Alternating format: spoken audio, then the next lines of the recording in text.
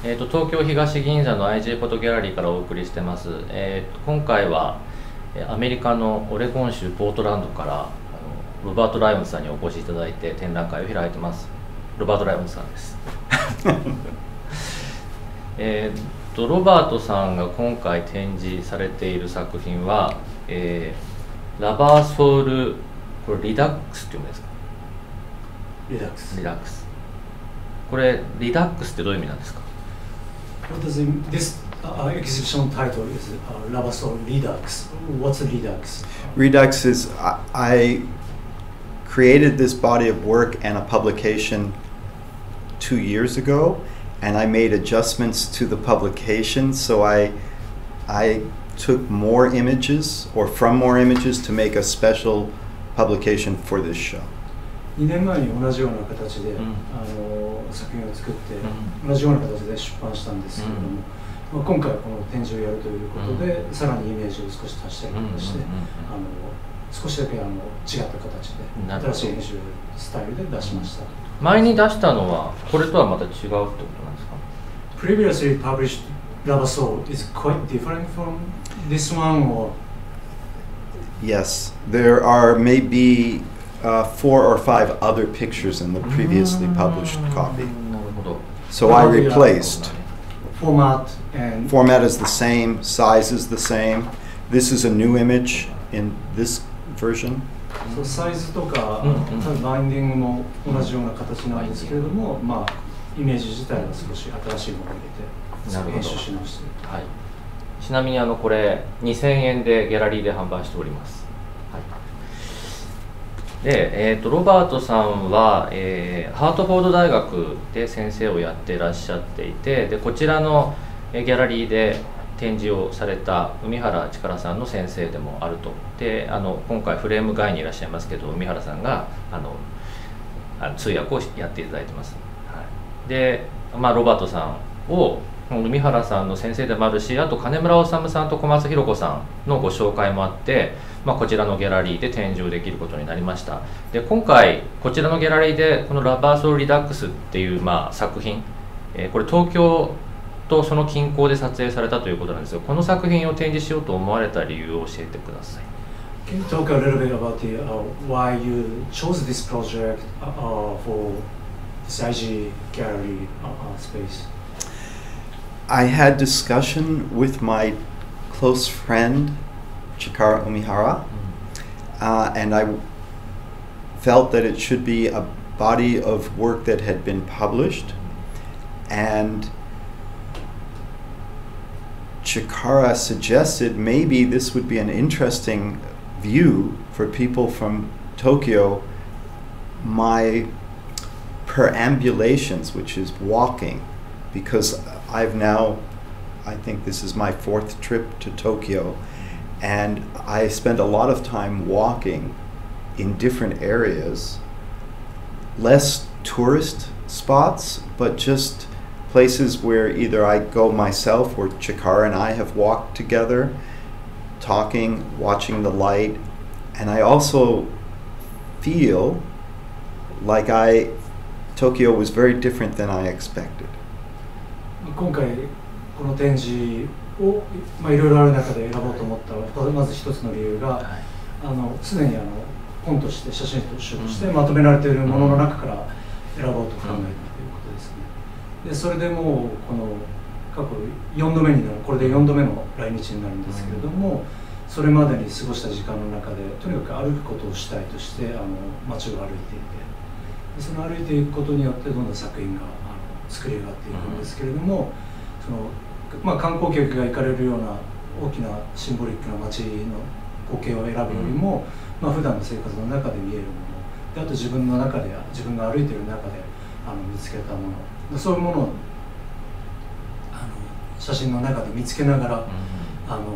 紡いでいった作品なんで、今回これを選ん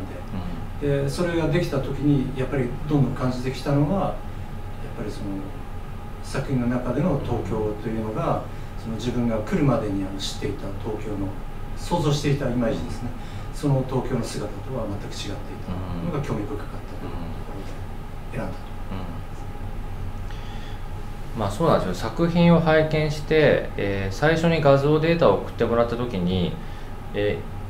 まあこれは東京の写真あるいは日本の写真だなって分かったものもあるんですけど、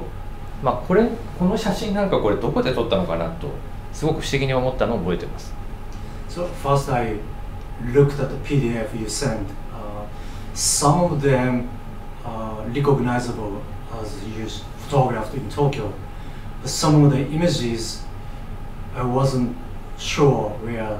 they are taken, particularly that picture on the wall. I have no idea where it was taken. So I was surprised. That's very nice for me to hear, because I think it's this small human moment. And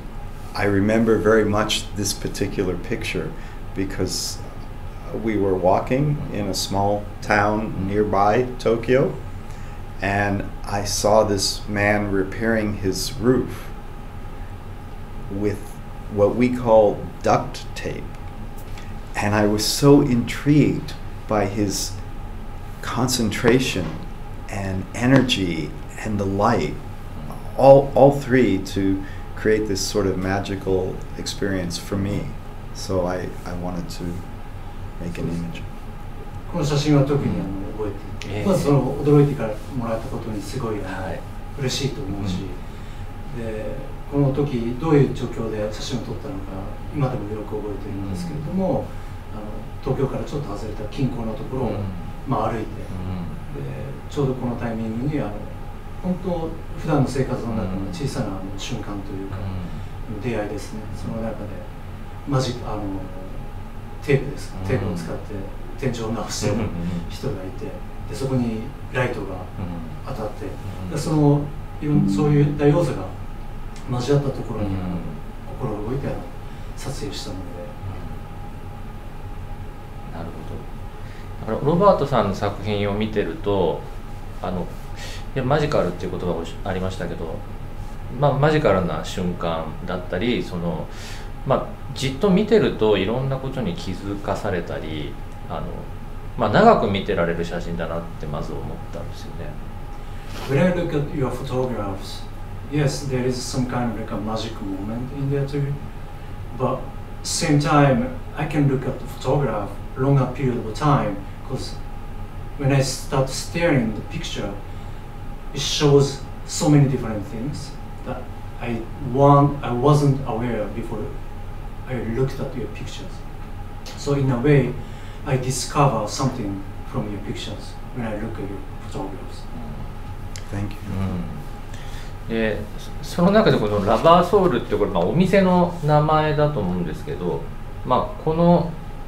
まあ、写真が多分キーになってラバーソウルリダックスっていうタイトルになってると思うんですが、まあ、そのシリーズタイトルを、まあ、決めた理由と、まあ、このラバーソウルっていう、まあ、ビートルズの有名な曲がありますけど、それにこう引っかかってきたっていうのをちょっと理由を教えてください。Next question is, I want to know the relationship you and why you chose Lava Soul as a title, and is there any relationship with Beatles, the famous song of Beatles, and also is this a storefront, name of the store, or? This is very good questions. So, first, this picture is different than all the pictures on the inside. まず第一にこのラバーソウルタイトルのカバーになっている写真ですけれども、中にある写真とはかなり違ったイメージだと思います。Because it's a small piece of a bigger image, so it's cropped heavily, and it's printed as a negative instead of a positive image. でこのイメージっていうのは実はもっと大きなイメージの中なんですけれども、それをトリミングというか、切り取って一部分だけ使っている写真で、よくこの本を見てもらったら分かると思うんですけれども、ネガのままそのプリントして。ネガのままですね。And Rubber Soul is the name of the building. It's an apartment building. It's not a business. There's no commercial business that I saw. And I passed it each day when I would walk in the Gotanda neighborhood. It's nearby there. And I was intrigued, as I always am, by the use of English in places where English is not the language. So in my many years working in Africa, I would see how English was used. And I found that I also saw that here in Tokyo and in Japan. That for me it's a discovery of how the language can be used. And of course, Rubber Soul has all the connotations of the Beatles, which is from my era. なんか世代的にも自分の世代にとってこのラバービートルズとラバーソルという関係性はあるんですけれども、当時日本に滞在してた時に五反田にいた時に、毎日のようにそのビルを通り過ぎて見て、でそのラバーソルこのビルは商業的目的の建物じゃなくてアパートメント、毎日それを見てい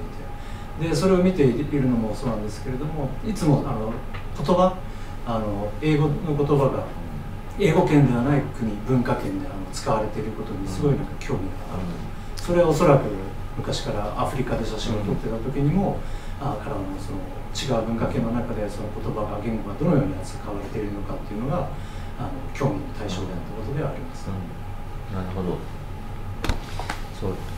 今アフリカって話が出たんですけど、ロバートさんのキャリアを見ていくと一番最初の写真集がエジプシャンタイムっていう、1992年の写真集で、初期というかキャリアの最初の頃はアフリカで撮影されてたんですよね。でそもそもロバートさんが、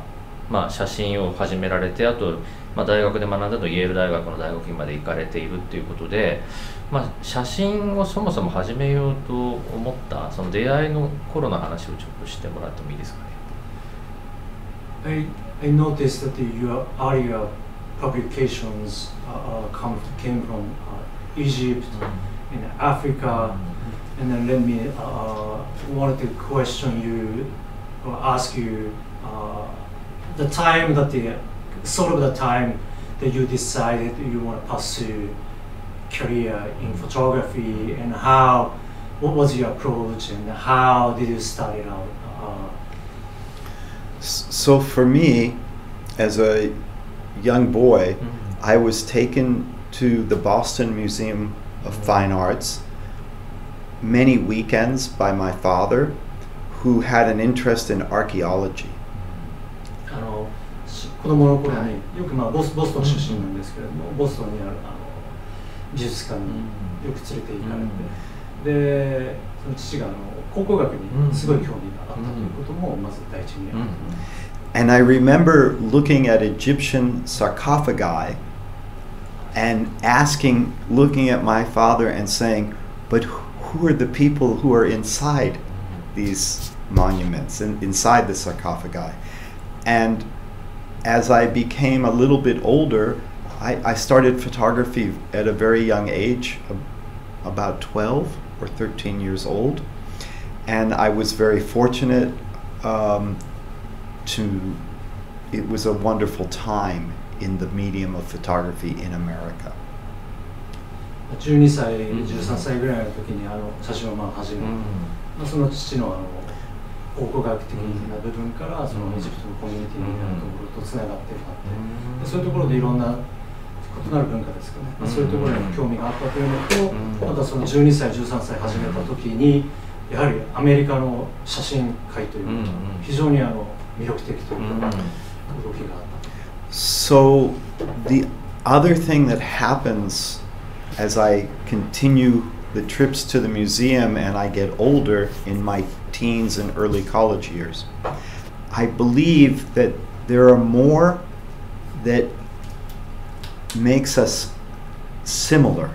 holds us together, than separates us. And I think photography is an amazing tool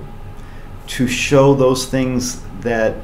bind us as human beings. So this is an idea of modernism. It's in architecture, it's in literature, and also art. そうでその美術館を通っていって、でまあ、少しずつ年齢を重ねていって、まあ、高校生であったり大学の最初の方になってきた時に、まず気づき出したのが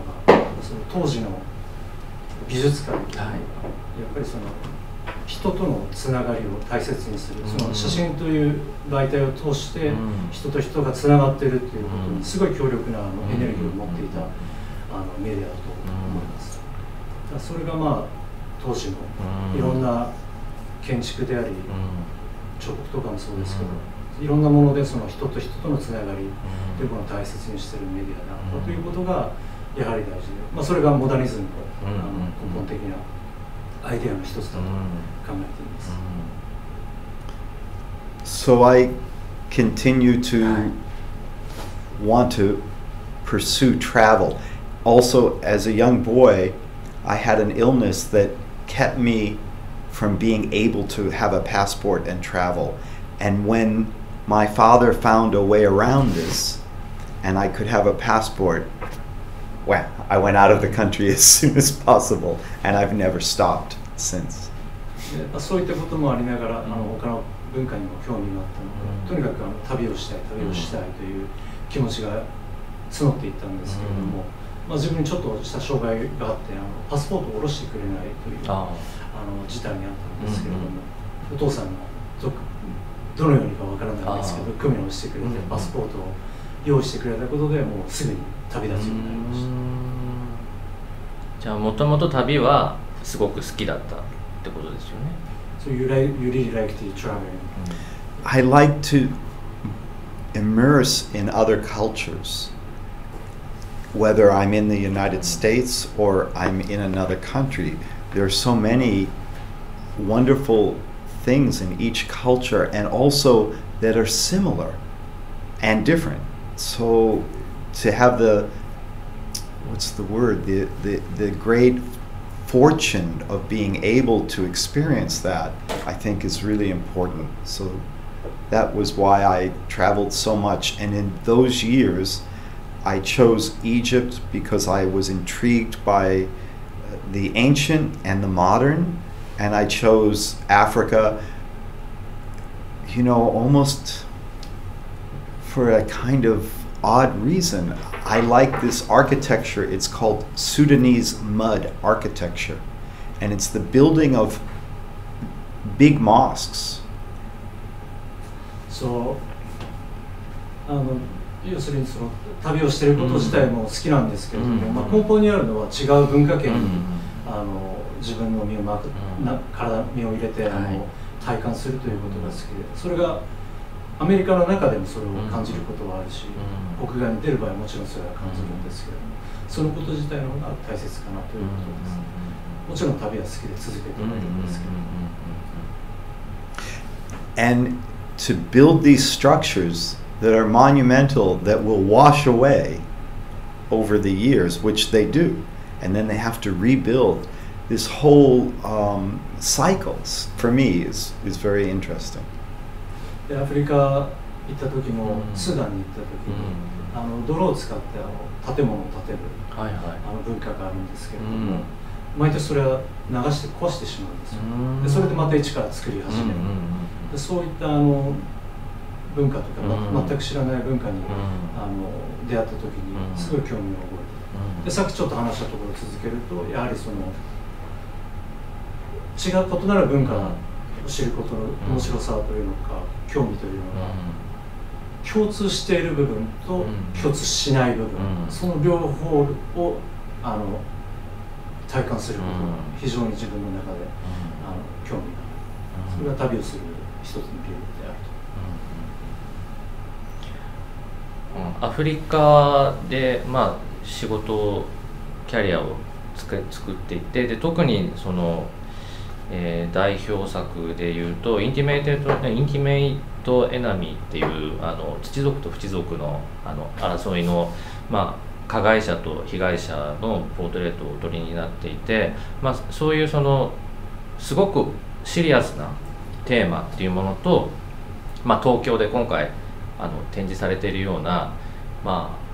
あ、もう少しこう文化の細部に目を向けていくような作品っていうのがロバートさんの中で両方ともおやりになってるってことが興味深いんですけど、それについてはロバートさんご自身はどうお考えなんでしょうか。I'm interested in you seem to have two method or two distinct way to approach your subject matter. One is like a intimate enemy. It's very serious and heavy subject matter you have, and on the other hand, you have something like lava soul,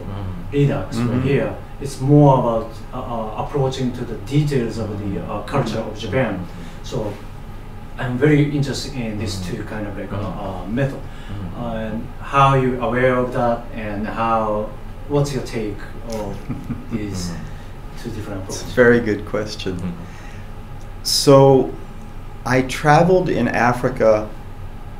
for 15 or 18 years before I got to Intimate Enemy. そうアフリカにはもう15年から18年ぐらいずっと旅をして、でその後にインティメート・エネミーという、作品につながったということですね。So I've only traveled 4 times now to Japan. I hope to have more time to travel, and I think the work would probably change, not towards Intimate Enemy maybe, but towards something else. But photography's also changed now, and in 2023 it's different to be a photographer and walk up to someone on the street or to take a picture without asking. This morning I was in Ueno Park and saw a woman in a beautiful red, an older woman in a beautiful red dress against the cherry blossoms, and I wanted to make this photograph, and I watched and I watched, and then her daughter asked me to take a picture of the two of them with the phone, and I did this first, and then I asked if I could make the picture I want, and they were very gracious and said yes, and I like that interaction, but it's harder right now. インティメートエネミーになるまでに15年から18年かかっていることで、今日本には4回来てるんですけど、まだもっと来て作品を撮ってみたいと思っているんですが、今このラバソルリダックスという形で作品になっていますけれども、最終的にこの作品がどっちの方向に行こうかまだわからないし、これから変わってくるとは思うので、今そのどっちとどっちの方向に作品ベクトルが向いているかっていうのは言いづらいところはあります。まだ終わってみないとわからないところがあるので、その変化っていうのも起こるのはもちろんであるし、2023年の今の時期で写真という媒体に対するアプローチや考え方も世間的にも変わってきている。要するにストリートフォトグラフィーのように他者を写真を尋ねることなく写真を撮ることに対する抵抗みたいなものが生まれてきていますし、そういうところはすごい難しくなっております。でも今朝上野公園を歩いていた時に桜をバックにしてすごい綺麗な赤い服を着た方がいて、でそれを美しいと思って見ていたら、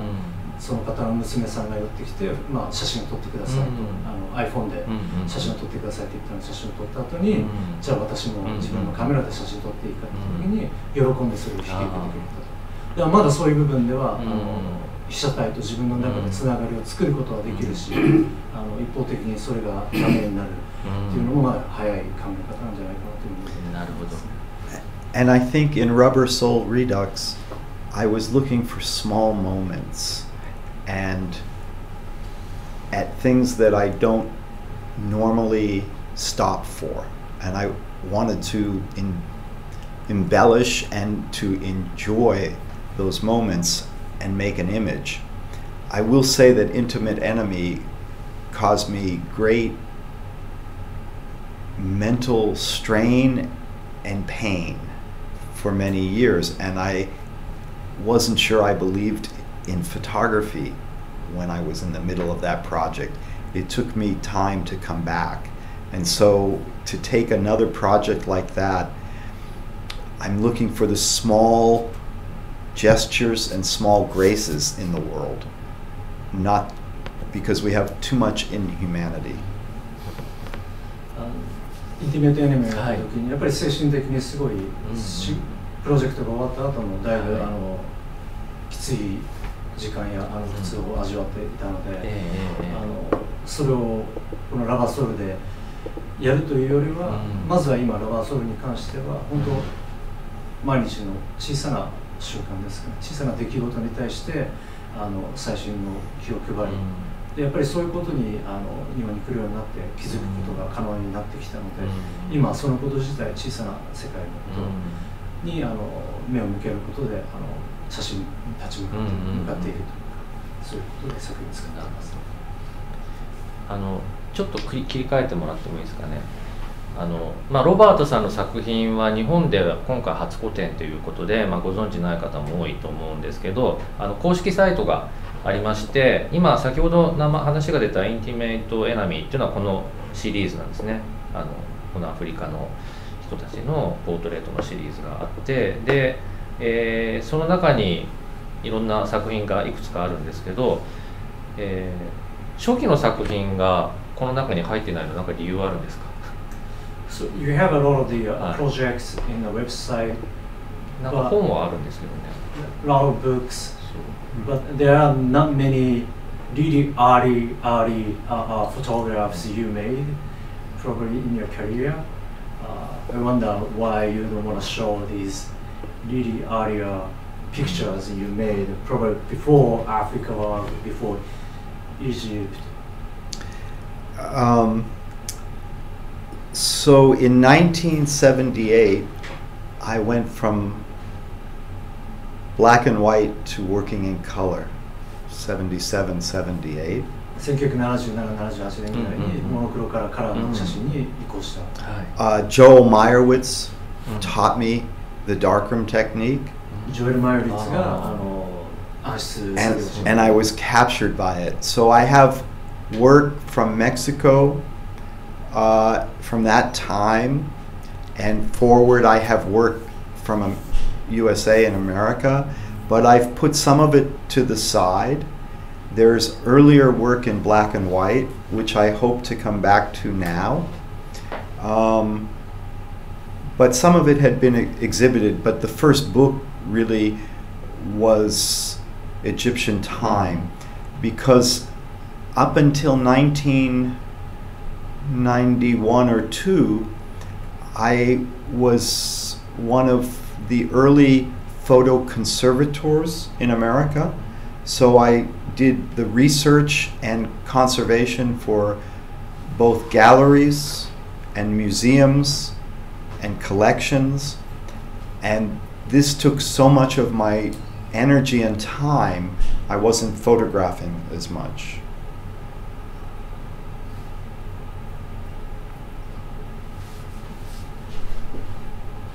結構早い段階からやっぱりその作品はあるんですけれども、特にさっき話したジョエル・メイリッツに暗室作業を教えてもらった時に、カラーですね、ものすごいそれに影響を受けて、でそれ時期にメキシコでの作品を作ったりとか、あとアメリカ国内でももちろん撮影してたんですけれども、それはちょっと今のところサイドに持っていって、でさらにその前にあるモノクロ写真っていうのもあるんですけれども、いつかそれについてはいじってみたくて、でただ最初に出した作品はエジプシャンタイムというエジプトでの作品なんですけれども、それ以前の作品に対しては、なぜそれパブリケーションできなかったかというと、いろんな美術館や学校であったりそういうところに対してのプリントであったりとか、自分のプリントじゃなくて他の所蔵しているプリントとかそういうのの保護とか管理に関する仕事をしていたので、そっちの方がちょっと大きい仕事となっていたので、その当時の作品に対してはまだそこまで当時は手をつけられなかったっていうのもあります。なるほど。じゃあでもこれからロバートさんがまとめられていく可能性もあるっていう。So there may be a possibility that you go back these negatives and archives to work on something. I hope so. I have a work about the fishing industry in the East Coast in Massachusetts. I did over 2 summers, and I've printed some, but I never showed it to people. 例えばマサチューセッツ、ボストンのマサチューセッツ州の海岸沿いの、漁業に関する作品を2つの夏を使って作品を撮ったんですけど、それなんかもちょっとプリントはしたんですけれども、今後まとめてみたいなと考えています。でまたこの展示に話を戻すんですけど、とにかくプリントがすごい綺麗で、中盤カメラ、間宮と、多くは富士って聞いてますけど、その中盤カメラで撮影した、フィルムの写真をデジタル化してデジタルプリントとインクジェットで出力してるんですけど、すごい綺麗なプリントで、やっぱりいいプリント見たなと本当つくづく思ったんですけど、やっぱりそのプリントを作るっていうことに関して、理想のプリントみたいなことをロバートさんがどうお考えになっているのかちょっと聞いてもらってもいいですか。We installed these prints today, and first I really impressed by the print quality. And these are shot with film camera, mostly Fuji medium format. Some of them with Mamiya. I'm curious that this kind of print quality. Do you have any sort of standard, or do you have any kind of prints that you look for the decision making, the quality of the prints? Can you talk about a little bit about this? So I love to capture an image on film, and I have a special combination developer because now I print out with inkjet. 僕はアナログで撮影をすることが好きです。それの理由の一つとしても、自分でどういった薬剤を使って現像するかっていうことは、長年の中で培ってきたので、特別なブレンドというカクテルが。なるほど。So I'm not so good at digital technique for printing, but I know what a print should look like. So sometimes I have the opportunity for someone to show me or to help me. I know what I want it to look like as a print, but I don't always know the way to get there. デジタルアナログに関してはもうずっと続けているので、そういった形で経験があるんですけれども、デジタルに関して言えばデジタルのテクニックはほとんどないと自分では思っています。ただどういったプリントがいいプリントかということははっきりと自分の中で確立しているので、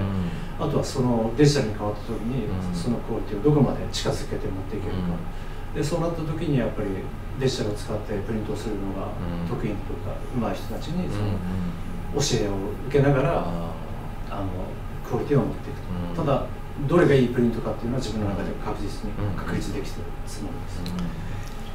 And while I was a very good black and white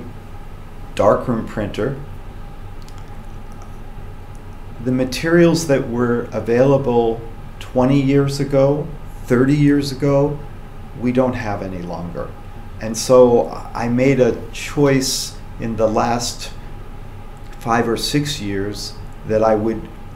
output with ink on paper, inkjet. I think it's a beautiful medium.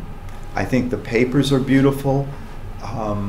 I experiment more, but I know that I want it to look photographic. So the first problem for someone from analog to digital is that most people over sharpen the image, and our eyes are older and we think it looks better, and then a few months later you realize it looks terrible and you have to keep working the file. So I think I had a lot of experience now about that, and I'm very particular about printing. This work was all printed in 2 days in order to keep the tonalities close, because unlike the darkroom, inkjet printing from 1 month to the next in black and white, the paper changes, the ink changes. You can't get the same gray tone. And if you're doing an exhibition, it's important to do it all at the same time. インクジェットにスイッチした理由というのも、アナログで暗室で作るプリントに関してすごい自信があったんですけれども、やはりその20年前30年前に使っていた、マテリアルというか、紙にしろ印画紙にしろ、そういうものが全く違うものになってしまった、でそれを考えた時に今あるインクジェット用のインクにしろ、プリンターにしろ、紙にしろ、非常にそれはそれで魅力があると感じたので、そういうところでインクジェットの方に移して今こういう形でプリントを続けています。で今回の展示は2日間で全部プリントを作ったんですけれども、時間をかけるとモノクロのインクジェットプリントのトーンが合わなくなってしまうんです。なるほど。そういうことでモノクロプリントに関しては特に早い時間に、セットのプリントを作るんであれば、早い時間にもう作った方が、モノクロのトーンが合いやすくなります。でもう一つ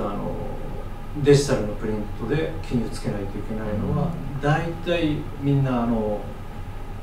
シャープネスをかけすぎてしまうんですね。で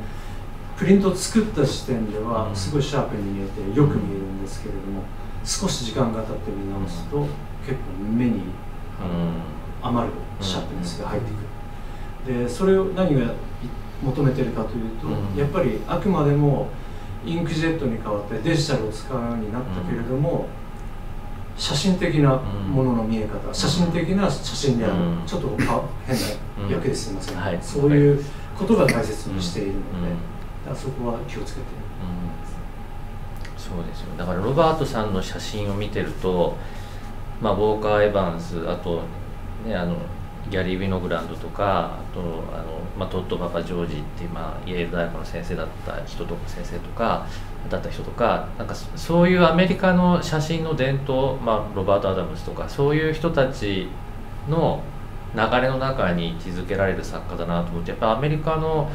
写真を、担ってるというか、そう教えてるってことも含めて、そういう一員としてっていう意識はやっぱ終わりになるのかなと思うんですけど、どうですか、アメリカ写真の写真家っていう意識がご自身であるのか。Do you have a strong connection to Walker Evans, Winogrand, Todd Papa George, Bob Adams? Because looking at your print, you definitely have sort of a connection or rooted with this American tradition of photographic art. Do you really feel that kind of like a kinship or connection to them? Well, I think, of course, Todd Papa George was my teacher at Yale. Walker Evans, I have the highest regard for. And Bob Adams is a friend. So the answer would be yes. Winogrand, I think I see the connection you speak, but he was the final critic when we finished school, and he's a very difficult, hard critic, but I'm very interested in the work. I don't think I'm photographing in that way, but some things are the same in how you would read the prints. And in that sense, I think, yes, it's definitely a kinship. And Helen Levitt, the most important for me. そうですね。例えば今話されたウォーカー・エヴァンスは最も尊敬する作家の一人であるし、トッド・パパ・ジョージは僕が大学院生の時の先生であるし、でロバート・アダムスは友人であり、ゲリー・ウィノグランドは少し違って、僕が大学院を卒業する時の講義するんですね。非常に難しい人で尊敬はもちろんするし、興味あるけれども、写真の撮り方という観点では少し違うかなと思います。でもう一人すごい大きな影響があったのがヘレン・レヴィット。彼女の影響はすごい高いと思います。もうヘレン・レビット大好きです、僕も。I love Helen Yeah, me too. そうか。 One other thing, as I'm getting older, I appreciate also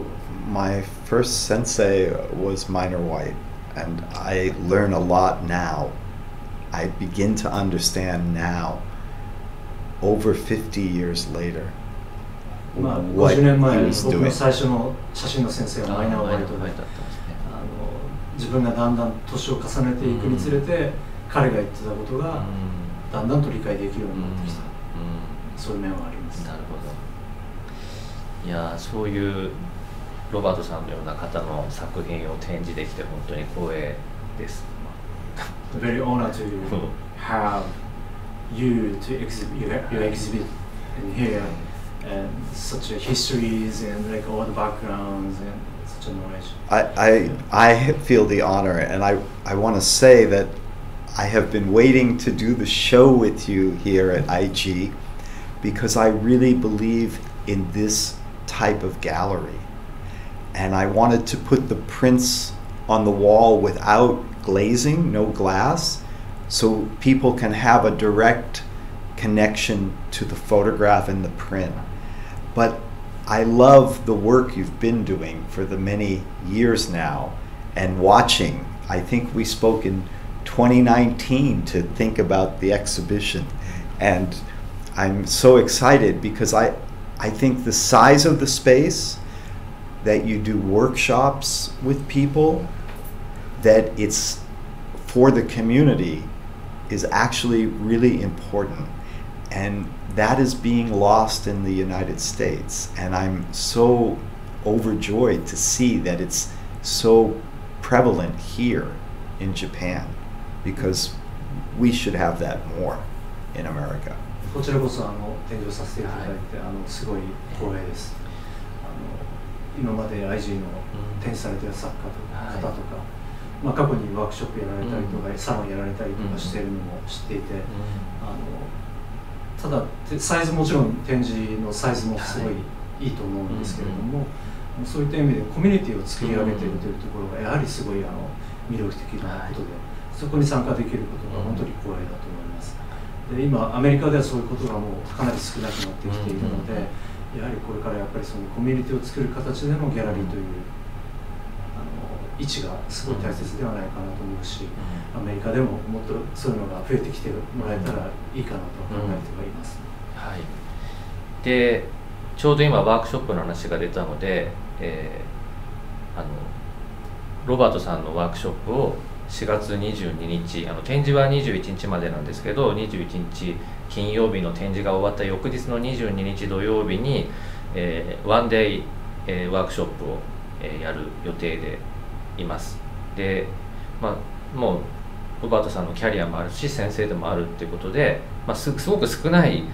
募集人員8名っていうすごい少ないので、もしかしたらあっという間にもう埋まっちゃってるかもしれませんけど、そういう形でワークショップというやり方でまたコミュニケーションを、取っていただけるっていうのはすごく嬉しいし、いろんな写真をやってる人にとっても刺激になるんじゃないかなと期待してます。で、石田さんと三原さんから何か質問あります？大丈夫ですか？急にそろそろ時間かなと思ってますけど。この IG フォトギャラリーで、展示していただける本当に嬉しく思っています。ロバさんから見てこの IG フォトギャラリー狭いスペースなんですけれども、今後どんなような課題があるというふうにこの運営をしていくについて、もし何か提言があれば教えていただきたいと思います。I'm very happy to have you here in your exhibition, and it's such an honor to have you here. But if you have any suggestion that how we can move forward, because we have such a small gallery here, but like you pointed out some of the things about the community-based and these, but if you have any idea or suggestions and how we should keep moving forward,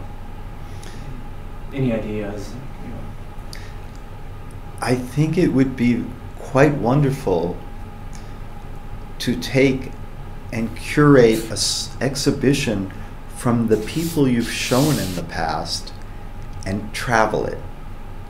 So not the Americans you're showing, but the Japanese artists that you've been showing. And maybe you could or put together some simple publication to inform people outside of Tokyo and Japan what you're doing. And I think that's my first feeling, that people should know more about what's going on. まず最初の考えとしてはこの IG ギャラリーで過去に参加された展示された作家の方々たちの中から海外の人たちに向けて少し発信するようなこともしても面白いとは思います。それが例えば小さな出版物を作ったりとかでもいいので、とにかく外の文化に向かってここの IG ギャラリーがこういうことをやっていて、こういう存在であるということがもう少し発信するとまた面白いかなという考えではあります。ありがとうございます。はい。じゃあこんなところで、はい、ロバートさんの展示4月21日までやってますので、ぜひこのプリント、本物のプリントを見に来てください。ありがとうございました。This is it. Thank you very much.